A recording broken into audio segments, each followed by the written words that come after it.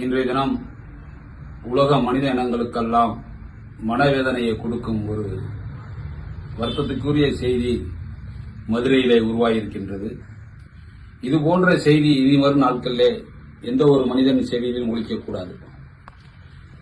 நம்மளுடைய மதுரை மண்ணில் பிறந்த ஒரு பட்டதாரி மாணவன் தன் குடும்பத்தையும் தனக்கு பிறந்த 2 புதல்வர்களையும் விட்டுவிட்டு குன்றுக்கெல்லாம் முதல் குன்று திருப்பரங்குன்றத்தின் முதல் படையிலே பல ஆயிரம் ஆண்டுகளாக நம்ம முன்னோர்கள் ஏற்றி வந்த தீவத்தூணில் தீபம் ஏற்றச் சொல்லி மதுரை உயர்நீதிமன்றம் தீர்ப்பு வழங்கியும் தமிழ்நாடு ஸ்டாலின் அரசு தீவத்தூணில் தீபம் ஏற்றுவதை தவிர்த்ததின் காரணமாக மோட்ச விளக்கில் தீபம் ஏற்றுவது பாவம் என்று கூறி நம்மை மதுரையைச் சார்ந்த பூர்ணச்சந்திரன் என்ற ஒரு இளைஞர் தன்னை தீபமாக ஒளிவிட கடவுள் மறுப்பாளர் பெரியார் சிலை முன்பு மதுரை கோர்ட்டு அருகிலே தன்னைத்தானே உயிர் வைத்துக் கொண்ட செய்தி அறிந்து இன்று உலகத்தில் இருக்கின்ற மனித இனங்களெல்லாம்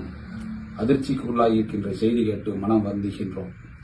இதுபோன்ற துயர சம்பவங்கள் இனிமேல் நடைபெறாமல் இருக்க தமிழகத்தில் ஜாதி கடந்து மதம் கடந்து மொழி கடந்து வாக்களித்து பெற்ற வாக்கின் மூலமாக தான் ஆட்சி செய்கிறோம் என்று தமிழக அரசு உணர வேண்டும், ஸ்டாலின் அரசு உணர வேண்டும். மதுரை மாவட்டத்திலே மாவட்ட ஆட்சித்தலைவர் என்பவர் நீதி அரசராக போற்றி வழங்கக்கூடியவர். காவல்துறை என்பவர்கள் காவல்துறை கண்ணியமிக்க காவல்துறை சட்ட ஒழுங்கை பாதுகாக்கக்கூடியவர்கள். இந்த 2 பேரும் தன் சட்டத்தை உயர்நீதிமன்ற சட்டத்தை அமல்படுத்த முன்வராதனால் இன்று ஒரு இளைஞருடைய உயிர் தியாகமாக தீச்சுடராக எரிந்திருக்கின்ற செய்தியை நம் அனைவரும் உணர்ந்து இனிவரும் நாட்கள் என்னாலும் முருகபக்தருடைய மனதில் ஒரு ஒளி மலர வேண்டும். நம்மளுடைய பூர்ணச்சந்திரனுடைய மரணம் இறுதியாக இருக்க வேண்டும்.